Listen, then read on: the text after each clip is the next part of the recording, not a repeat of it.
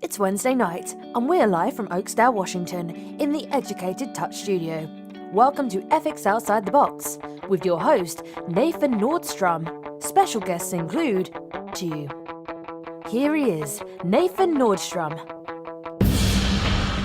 Hello, everybody. It is once again Wednesday evening. We are back to the wonders of the webinars for ethics. We are going to be talking today about ethics and the wonders that are challenges that we get. Should see. I'm going to check my microphone. It is working. I am good there. Okay. Continue recording. All right, so if you haven't joined me for Ethics Outside the Box, we are coming in at an earlier hour, about 3 hours early this, 3 hours earlier than usual. And so we want to say hello. Usually we're at 6 o'clock Pacific time, 9 o'clock Eastern time, and we talk about the National Certification Board of Therapeutic Massage and Body Workers Code of Ethics and Standard of Practice. And we talk about that specifically for what it means to a massage therapist and how they can really engage in the Code of Ethics and Standard of Practice. We started the year with the Code of Ethics. We got all the way through the Code of Ethics. We started in the Standard of Practice, and we have gotten all the way up to Standard number 4. Standard number 5 is a popular one if you haven't kind of looked at the Standards of Practice. Standard number 5 is the one that gets its big push and its big draw for the NCB, because they really want to make sure that people are knowing what they're supposed to be doing, what they're not supposed to be doing. So let's start by going over to the NCBTMB website, because that's where I always like to draw people over to. There's my Facebook page with me talking to you.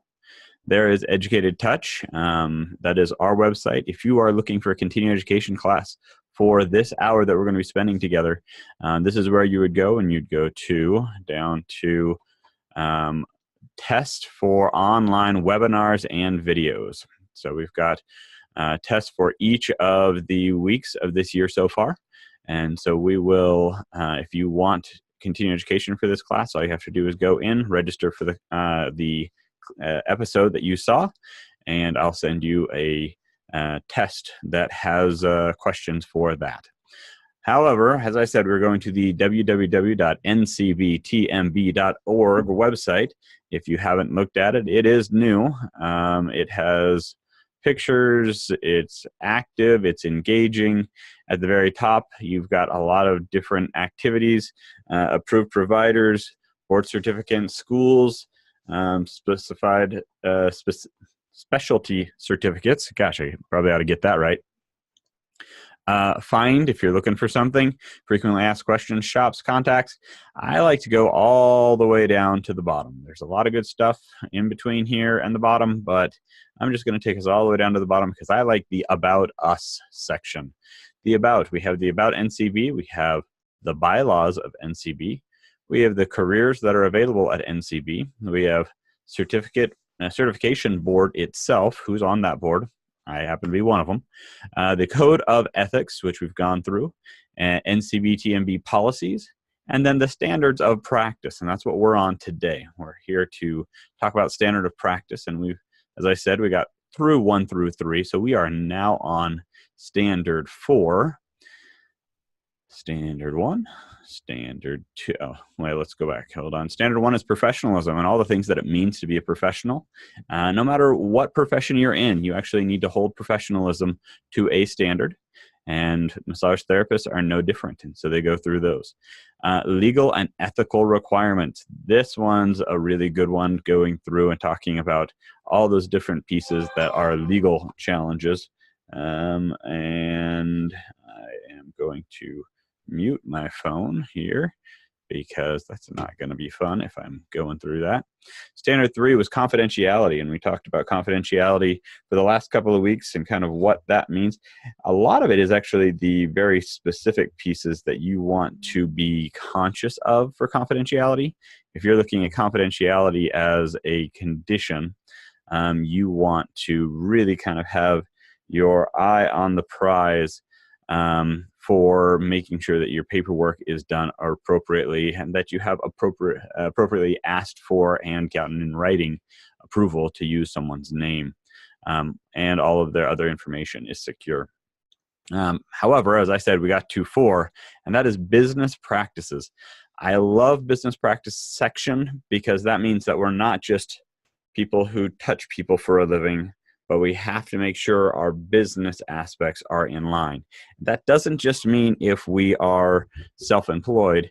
That is business practices for every massage therapist. So we have to support our employers if we are an employee, as much as we need to support ourselves if we are self-employed. So I'm going to just double check here and see if Ethics Outside the Box popped up on my phone here. Just make sure it's going here. I just have to make sure so I'm not talking to no one. Hopefully I'm talking to a few people is my hope. Looks like we got 3 people here. And if you ever have any comments, questions, feel free to type in a message. I'm getting myself set up on all of that so that we can really have a better conversation as we go. All right, so going back to the Standards of Practice number 4, business practices. We went over the end of Standard 3 and the beginning of Standard 4. So beginning of Standard 4 was provide a physical setting that is safe and meets all applicable legal requirements for health and safety. So that's a big section, really kind of talking about making sure that your facility is safe, that you're taking care of things that are not appropriate. If someone is sick, then you're kind of cleaning things down, making sure that you're not spreading germs. But also the other aspects of, are you able to work with every client? If you have a client who has disability and you have the American Disability Act that is requiring certain things like maybe a ramp or something, those are all things that that goes into there. But let's talk about B and C today because that's where we're at. B is maintain adequate and customary liability insurance. Maintain adequate and customary liability insurance. This is a huge, huge issue in the massage therapy profession. If you don't know this is a huge issue, you're really not looking at it. I have a pretty good idea since I volunteered with AMTA, and I know a lot of friends who work at ABMP, kind of the numbers that we're looking at for massage therapists who are insured by the 2 largest groups. So if we're looking at about 160, 180,000 massage therapists who are insured by the 2 largest, AMTA and ABMP, and then you have Massage Magazine, and we have odds and ends. We've got other groups. Massage Magazine Insurance Plus is the one that I was referring to. We have to be a little bit conscious here.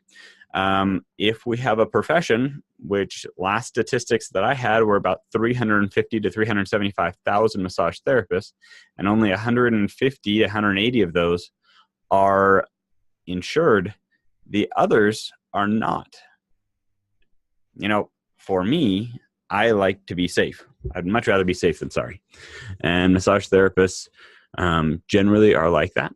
However, when you don't have your insurance, it's not usually that you don't want to have insurance. It's that you don't think something's going to happen to you.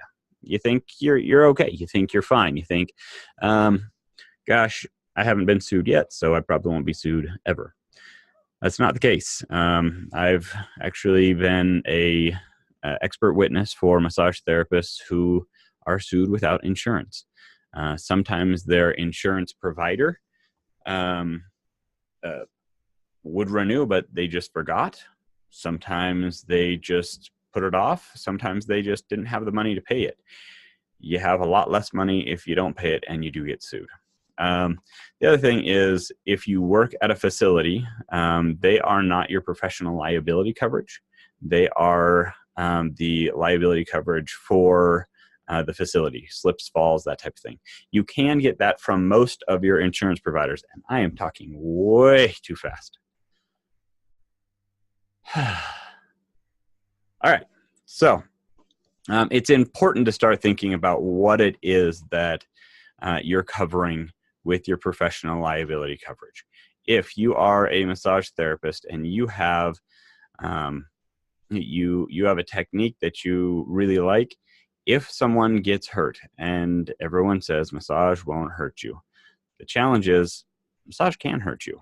I've seen massage therapists who have hurt clients, both as an expert witness side of things, as well as on the other side where a client has come to me and said, gosh, I got a massage and it really hurt this and there was a problem.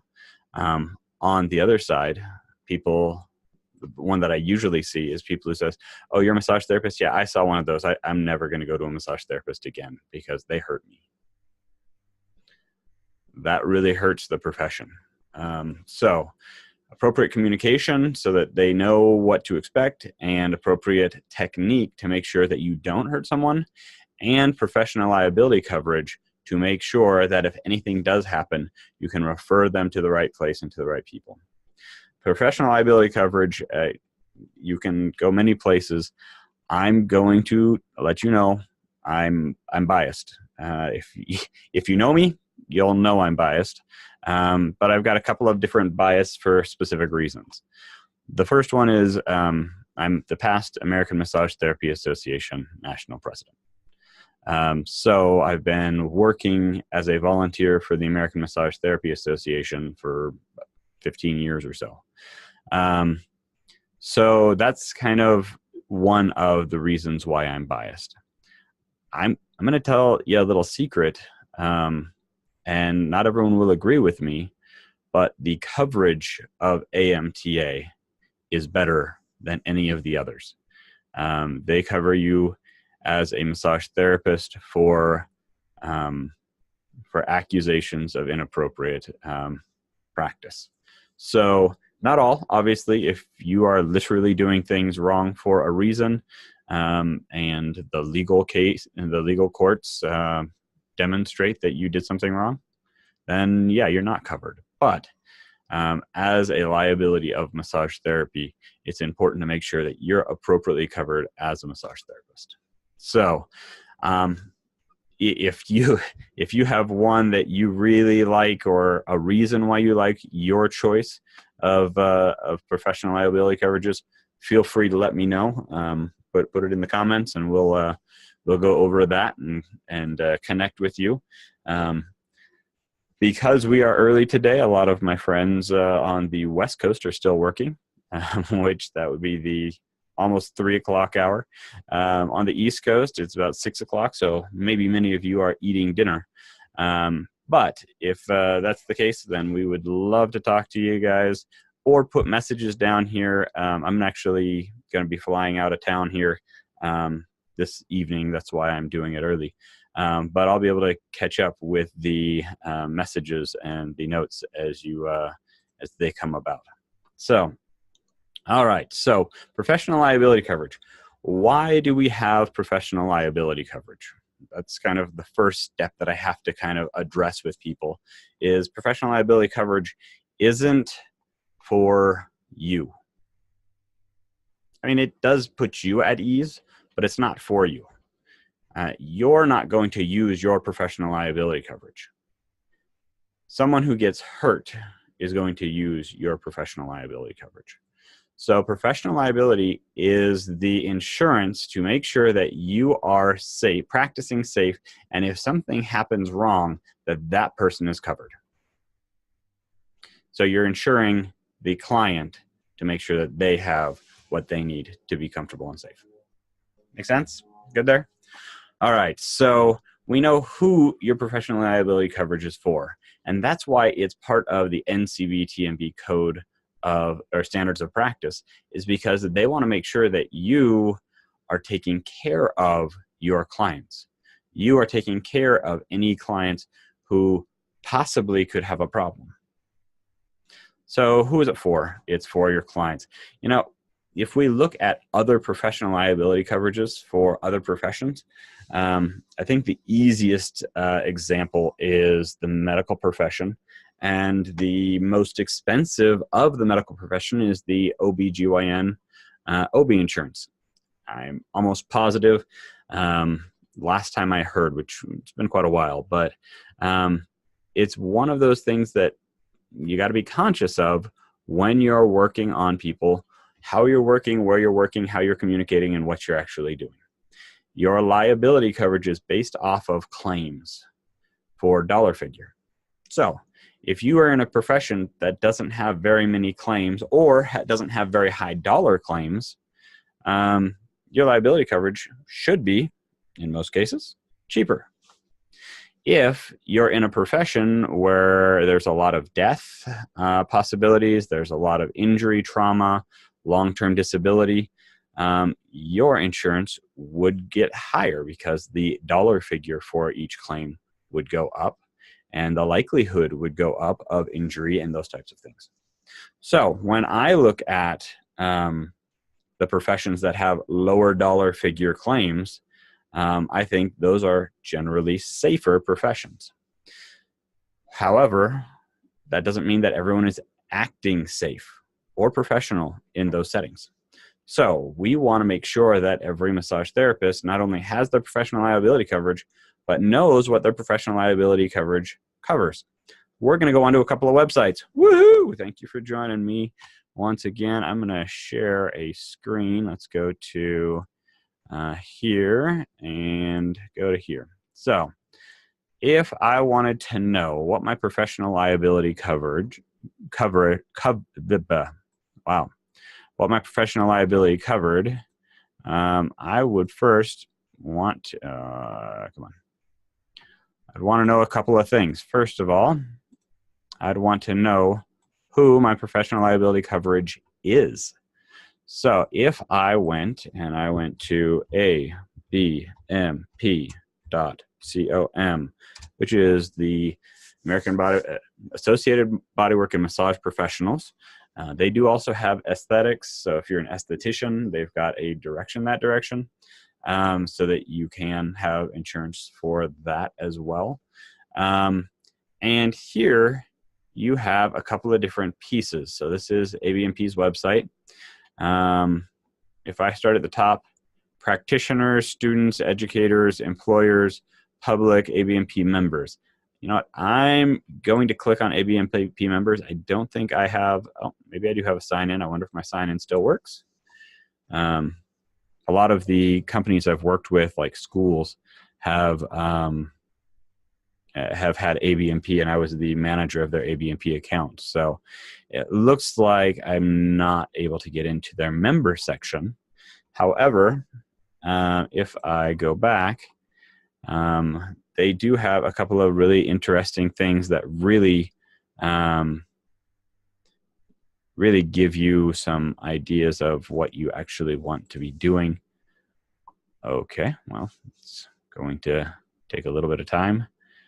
All right, and why choose ABMP? This is going to be the ABMP's marketing piece to help protect you. The highest dollar coverage available, $2 million per incident and $6 million per policy year.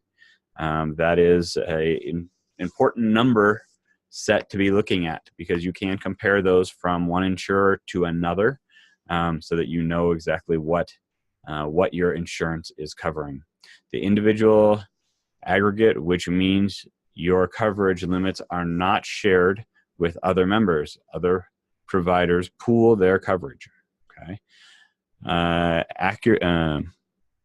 Occurrence from coverage to protect you from late filed claims. So if you have someone who sees you today and in 2 or 3 years they say, you know what, I didn't feel good about that, you have that occurrence coverage from when that was. So it's important to make sure that you keep your insurance coverage active and live. Coverage wherever you work, plus no charge for additional insured endorsement. Additional assured endorsement is something that's kind of important. It is the piece where you actually claim or name the person you're working for on your insurance. So it is a way to say, yes, you are working here and that the insurance covers you at that location. Covers you wherever you work. Needs help understanding liability insurance, check out the Healthy Guide. So they do have a guide to kind of walk you through it. You need to reach clients. So a lot of the major groups give you a website as a possibility. They give you other added coverages depending on the insurance company. Continuing education, each different group has their own spin on continuing education. ABMP is known for having a lot of free online continuing education and not very much live other than for teachers. So they do have some things, but most of theirs is online. Need to save money. You want to focus on what you love. Okay, so they have their different programs, professional practitioner and certified practitioner. So a certified practitioner means that you had 500 hours of education, and you get different pieces there that kind of connect with who you are. So I'm going to go to the other side of the coin. I'm going to go AMTA.org. So they are a nonprofit. So they are an yep, I just typed in the wrong. www.amtamassage.org. So AMTA is a nonprofit, and so the business structure means that they put their funds back into the profession. It's a business structure so that volunteers can help out and can work with the profession in those specific areas. So the AMTA's website has different sections as well, but we're sticking with the insurance, right? So if we look at liability insurance for massage therapists, products, explore insurance options, I'm just going to click on insurance here. And that will give us a bit of understanding. I'm just going to be able to hear myself a little better. Massage therapist insurance options. Join AMTA and get covered. What does AMTA's massage liability insurance cover? That is the bump that I wanted to have there. Professional liability coverage. It is professional liability coverage for Good Samaritan liability, personal injury liability,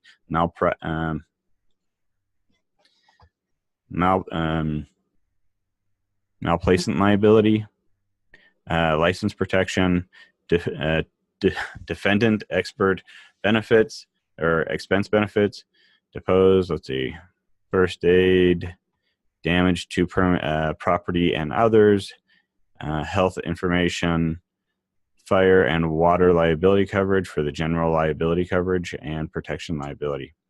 So here we go. If you are sued for malpractice, professional liability coverage protects you from the potential devastating effects of the lawsuit. Sometimes this type of coverage is also called medical malpractice insurance.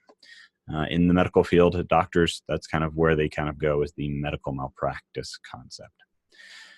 AMTA professional liability coverage, policy coverage is up to $2 million per claim and $6 million annual aggregate for the claims and satisfy any judgments against you for covered claims of malpractice. So it is that same $2 million, $6 million. AMTA does have a master policy arrangement limiting of $10 million. This means that during any given policy period, which is 1 calendar year, the AMTA master policy will pay up to $10 million for claims that occur during the policy period. So I have a policy aggregate. Is having a policy aggregate bad? I really enjoy this statement here. In the 20 years of malpractice insurance has been an AMTA member benefit, we have never incurred calendar year contributing loss of totaling $10 million. Having a master policy aggregate in place is a tool AMTA, HPSO, and the other carrier plans, CNA, use to help ensure that we are able to protect the broadest coverage possible and meet our members' needs. So it is a way to make sure that the policy is low, and if it goes over 10 million, they have savings in the bank to make sure to cover that for any challenges that go there. ABNP was talking about that aggregate, and that's kind of the response from AMTA. Now, when we look here, we want to also say, okay, so what types of things are covered?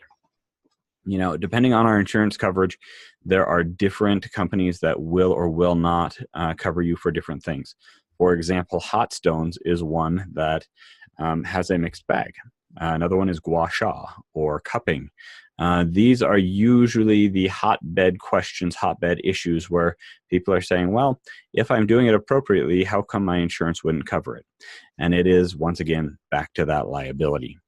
If you have a claim and you are using something that is not covered by the insurance company, then you are going to be liable. You're going to be held up to the expectation to make sure to do that. So you're up a creek without a paddle if you don't have those insurance coverages. Okay, so that is one of those things that I just your professional liability coverage, once again, isn't for you. If you appreciate your clients, you will hold professional liability coverage, because that is what is going to keep you out of a sling if something does happen, but it's also going to keep them covered just in case something happens.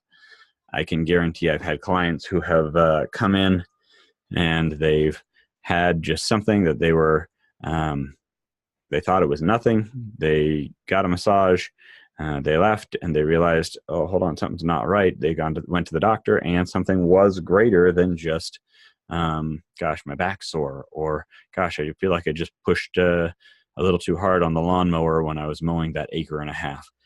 They actually needed to go see their doctor. So professional liability coverage is important. It keeps you safe. Okay. All right. So maintain adequate and customary liability insurance. Adequate. Sorry, I had to get this one too. 2 million, 6 million. I don't think I've heard of a massage therapy claim going past $1 million. Not that it hasn't happened. I just haven't really pulled that apart and haven't heard of a case that got up that high. $100,000 claim, that's possible. I've seen a couple of those. I've seen claims that have definitely been settled for a lot less. But a $1 million or $2 million claim is huge, but it gives you safety just in case. I would rather have too much coverage than not enough coverage. So maintain adequate and customary insurance. Now, if you have an insurance provider who says, yes, we will cover you, we will give you the lowest rates ever, and those cut rates are great because you don't have to pay so much, and your two coverages are $10,000 per case and $50,000 per year. $10,000, you may, if you have a claim, $10,000 isn't going to quite give you enough to deal with all the aspects of an insurance claim, including defending yourself with a lawyer, legal rights, and all the rest of the stuff. So those are important to be conscious of. So that's one thing to be looking at when you're talking about maintain adequate and customary liability insurance. However, let's go to standard 4C, and I'm going to try and, oh, nope. There we go. Whoa. Now I got it nice and big for everybody, and I lost where I was at. Okay. Standard 4, business practices. A, provide physical settings that are safe. B, maintain adequate insurance coverage. And C, maintain adequate progress notes for each client session, if applicable. I got to go backwards on this one. If applicable is the thing at the end. I've had massage therapists who have argued it's not applicable in my case. I don't do treatment-based work. I don't work deep on specific muscles. I'm a Swedish massage therapist who does general techniques and general strokes over the body. I don't do anything for a clinical reason. I am just a massage therapist. All right, so I have a challenge with that, because even if that's your case, even if you are just, and I hate the term just, but just a massage therapist, there's a couple of pieces that you have to be conscious of. One, you're just a massage therapist who is taking care and working on the human body of other people. Working on human bodies, you don't know what's going on with every single case as a massage therapist. You have to be conscious of what is actually going on for that massage therapist. You've got to be conscious, because if you don't know what's going on with that client, there can be something going on and cause a different problem. It could be a blood clot. It could be that they just had a car accident. I'm going to tell on my father, my loving, sweet father. He's probably not watching, but if he is, I'm sorry, Dad, I'm telling on you. When I was in massage school, I was a courier, and so I drove around town. And one of the key things was that my dad would ask me for a massage. He really supported me in making sure I got through massage school, and really was an amazing, amazing support that way. However, my sweet father one day called me up and said, "Hey, Nathan, would you come work on me?" I said, "Well, sure." So I went over and I worked on him, and things just did not quite feel right. And so I'm like, "Well, what's going on?" If I recall correctly, I was quite early in massage school. I didn't have all the skills that I was hoping to have, but as I was working on, I think I worked on for about half an hour, and then he confided in me that he had been in a car accident and didn't go to the urgent care or anything. He just had a little fender bender, and he was a little sore, and so he wanted to get a massage to help out. If I recall correctly, and I'm pretty sure this traumatized me pretty significantly, that I do recall correctly, after kind of talking to my dad and letting him know why this isn't a good idea, I called him up the next day, and he was really sore. Now, can I prove that he was more sore than if he wouldn't have gotten a massage? Or that he was less sore if he wouldn't have gotten a massage? I can't. I can't prove that. However, I can't disprove it either. Because my concept of what massage does is, if you have micro traumas in the muscles and they're holding on, they're restricting things and they're hurting, and you go in and you spread them, stretch them, and create more pliability, it's possible that you'll tear that already torn tissue more. Now, on the good side, it will create a better circulation and create the healing process and bring that on quicker as well, because the clots, the microfilaments will go in and hold on to the tissues and kind of allow it to become more pliable. However, if you're doing deeper work and stretching work, then it's possible that you can be increasing the discomfort of that trauma or of that injury. It's a bummer. It's not a great thing to have to do. And I have to say, I was sad that I had to learn that lesson on my father. However, my father is still alive and kicking to this day. And we've laughed about things like this before and since. So it is nice to be able to learn the lesson and kind of get a best idea of what we should and should not be doing so that we can have appropriate information. Now, there's that if applicable statement. I have friends who work in high-end spas, and they have a client who comes in once, they work on them, and they do very light relaxation massage, and the person leaves, and they don't plan to see that person again. Would it be important for that person to have a chart note or a document or a clinical client notes or progress notes?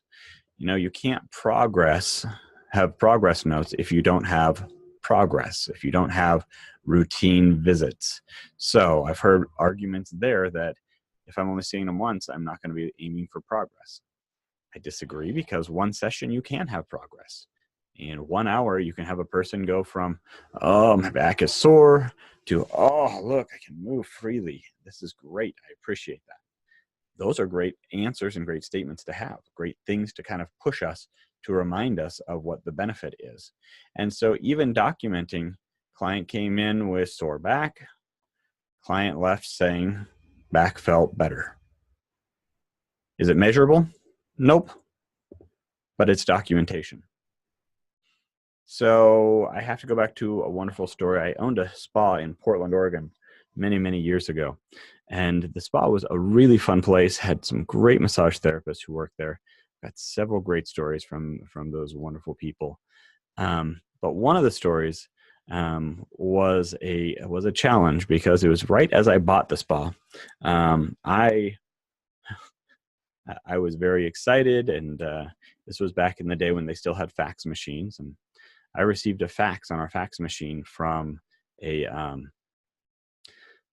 lawyer saying, hey, the last person that my client saw as a medical professional was one of your massage therapists. We would like your progress notes, clinical chart notes, or any documentation that you have on the session. I got excited. I thought, this is awesome. I'm glad that I can have this ability to kind of get this documentation together, and hopefully to help him with his case. And so I grabbed the information, made sure that the client had signed off on the legal document with their name and date, all of that. And he had. So I went in, and at this time we had those old file drawers. And so it pulled open a file and went alphabetical to the person's name, and looked at it and pulled it out. And I pulled it out and flipped to the date that his last appointment was, looked at it, and on the progress note, it said, he's cute and tips well. He's cute and tips well.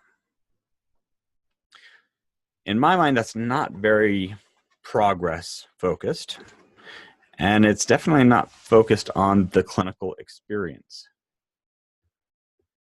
Well, I had to obviously report to the lawyer and say, I'm sorry, we do not have appropriate clinical notes or progress notes that would help you in this case.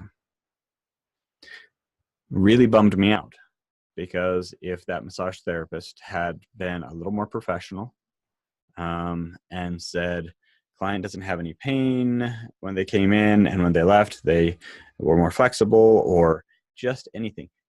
Client coming for a normal visit. You could build something off that. But as soon as you start putting down unprofessional terms into a progress note, it reduces your ability as a massage therapist to be looked at as a credible source. And we want credibility. We're striving for credibility as massage therapists. We're aiming for credibility. We're pushing for credibility. And just one or two things like that just slaps us in the face. We can have 350,000 massage therapists across this nation, and 349,500 of those are operating completely professionally and safely.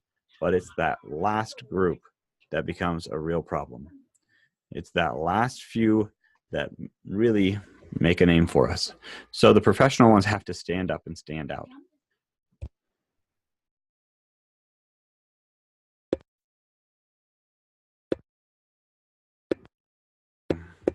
All right, there we go. Sorry about that. So we need to stand out and stand proud and be the professionals that we are. We need to have the progress notes. We need to look at our clients and treat them as therapeutic massage clients.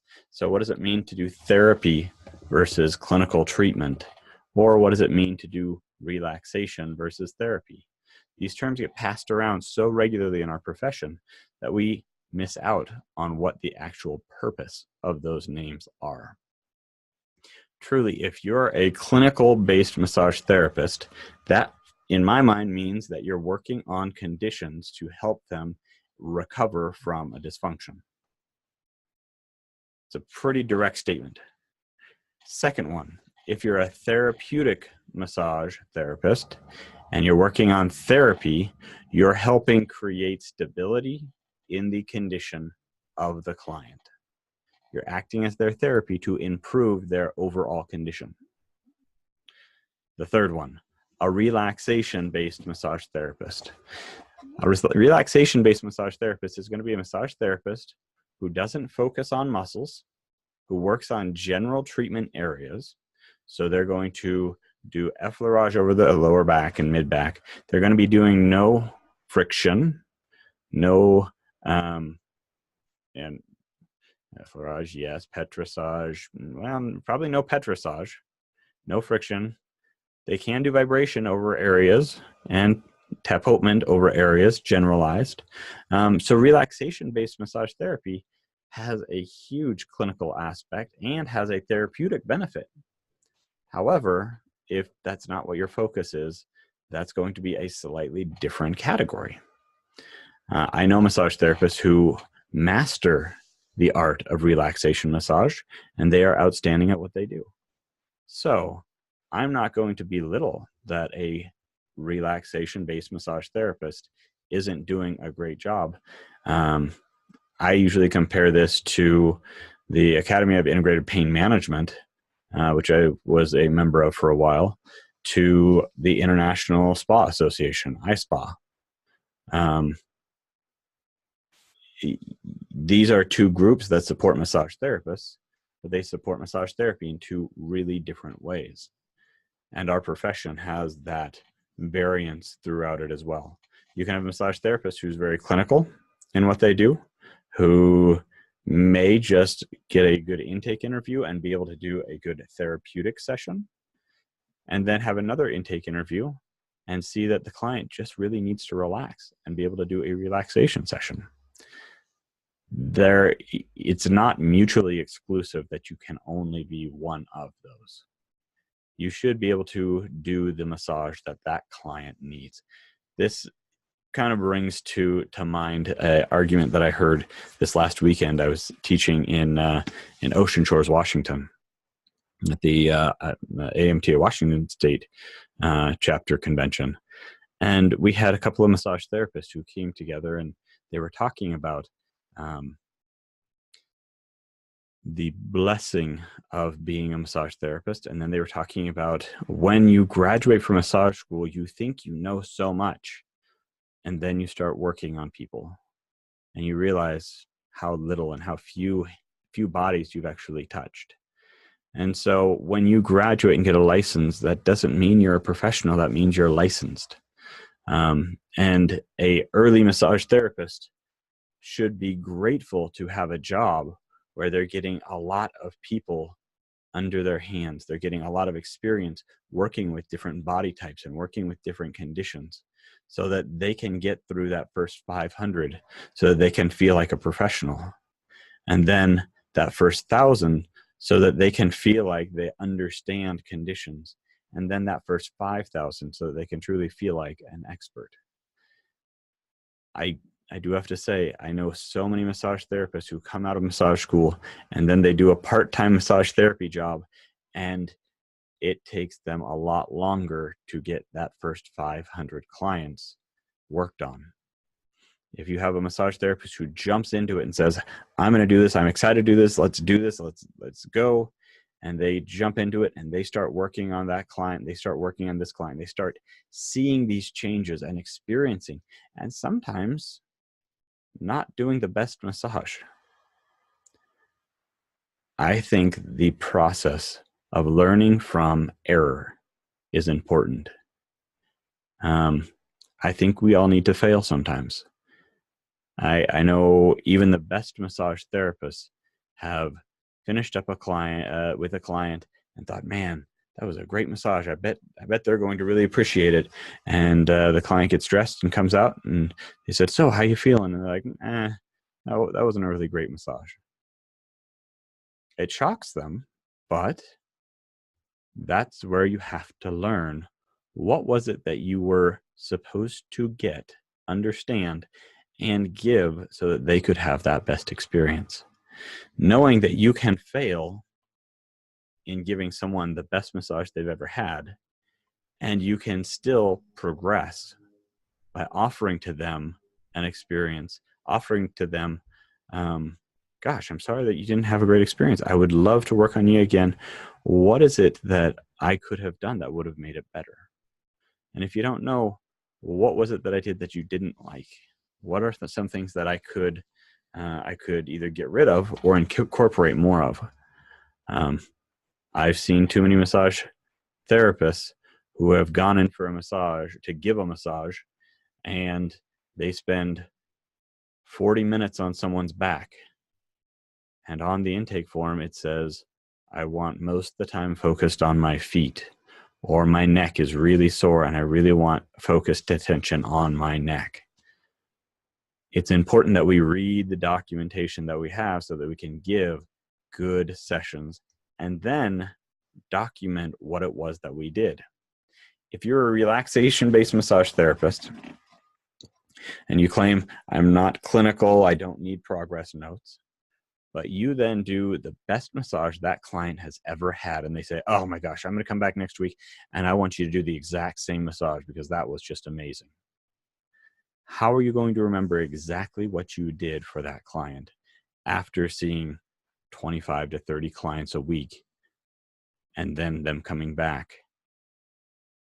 I had a client who came in, I worked on her, she left. I didn't see her for years. And she came back and she says, oh, last time I came in, I had this problem. This was what was going on. And you massaged me and I didn't have any pain after that. And so it just came back here in a couple of weeks back. And so I thought, I need to go back and get a massage. So I want you to do the exact same massage you did last time. Really, the exact same massage I did last time. I don't know if I can actually do that because I don't think I'm the same massage therapist as I was 5 years ago or 3 years ago. And your human body is a little different than it was 3 to 5 years ago. It has different experiences. But if you have some documentation, you'll be able to know what types of things you did, what kind of focus you had, even kind of those pieces that will really define what you do and how you did it, to kind of give you a guidance. I'm a very kinesthetic person, a very hands-on. Most of us are as massage therapists. I don't know how many times I've been doing a massage with having a client come in and working on them. And when they come in, looking at them, I don't remember them, but looking at their documentation, I kind of have a good idea, but I still don't remember who they are or anything about them. And then I start massaging them. And as I start moving the body, I start feeling pulls in different pieces. And I go, oh, that's right. Last time you came in, you were talking about the car accident you were in. How did that end up? Is everything recovered from that? Is everything done from that? Those are huge tools that we can use as massage therapists to draw us back to the understanding of what the client needs. It's about the client's need, not about our need. We may need an awful lot, but in the session, we're not able to deal with our needs. We need to focus on our client's needs. And I truly believe that the if applicable is a very minor group of massage therapists. Not very many massage therapists don't have an applicability for some sort of adequate noting. There are a couple of states that specifically state why you would not need a clinical chart note or a progress note. And some states, they specifically say if it is for demonstration, it's for chair massage, or it's for relaxation without a focused purpose.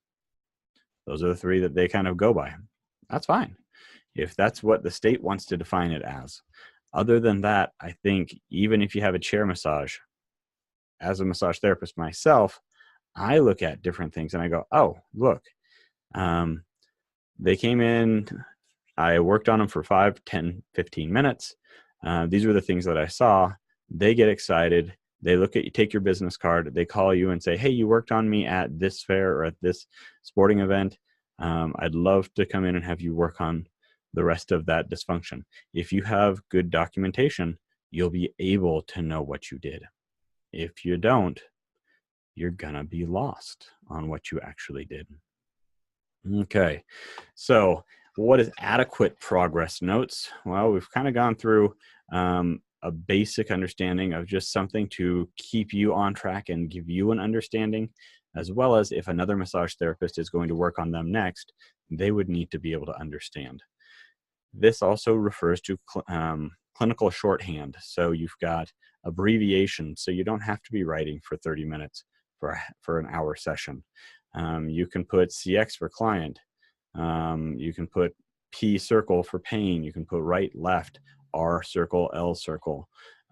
You have all the HT, you have these abbreviations that are standard in massage therapy that other portions of the profession may not know.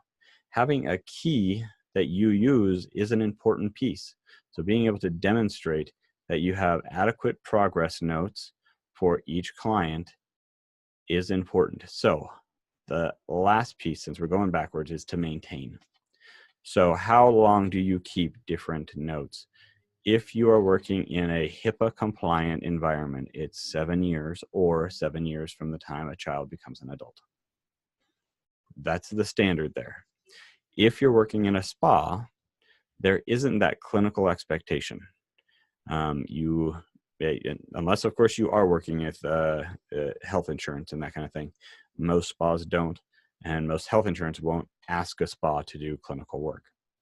It's kind of part of the dividing line and kind of how that looks. The other piece is if you don't have that business aspect, NCB, if we come back here for standard 3D, secure and retain clients' files for a minimum period of 4 years from the termination of the therapeutic relationship. So you've got 4 years from the time you had that client last to finally say, okay, I haven't seen him for 4 years. I'm not going to be expected to have them come back if they are there for a spa therapeutic, a spa relaxation based technique. If they're there for clinical treatment work, if they are there on an insurance claim, then you're starting to look at Health Insurance Portability and Accountability Act, the HIPAA aspect. That's going to be important to engage with and connect to. You are responsible for all of those things as they come down the line. All right. So I appreciate you guys hanging in there with me. Maintain adequate and customary liability insurance, and the importance of having the right liability insurance. I would suggest that you don't just take the first one who comes to you. I can tell you I did, and I'm very grateful I did, but I'm not grateful in wisdom. I'm grateful that I had a great instructor in massage school that said, hey, you need professional liability insurance, go to AMTA. And I did, and I haven't regretted it one bit. I know other instructors who do the same thing with other groups. Key things, look at what they are offering and providing, not only to you, but to the profession. Sometimes you are looking at becoming an instructor, and that's going to be something that you want to have a connection with. So be willing to connect with them. Okay. All right. I am so happy that you guys have joined me today, and I am just moving a couple of things around here so that I can open up one more screen. If you do, Sorry about that. If you do need anything, my email address is nathan@educatedtouch.com. I am always willing to connect with massage therapists who have questions about continuing education, who have questions about clinical technique, dysfunction, working with pathologies. I do not know all pathologies. I never claimed that. However, the key thing that I do is think outside of the box to engage a client in their healing abilities. And I'm more than willing to ask the questions and do the research so that your client can have the best experience. I hope that you are willing to do that too. That makes you a better therapist because then you know more about a greater percentage of the world.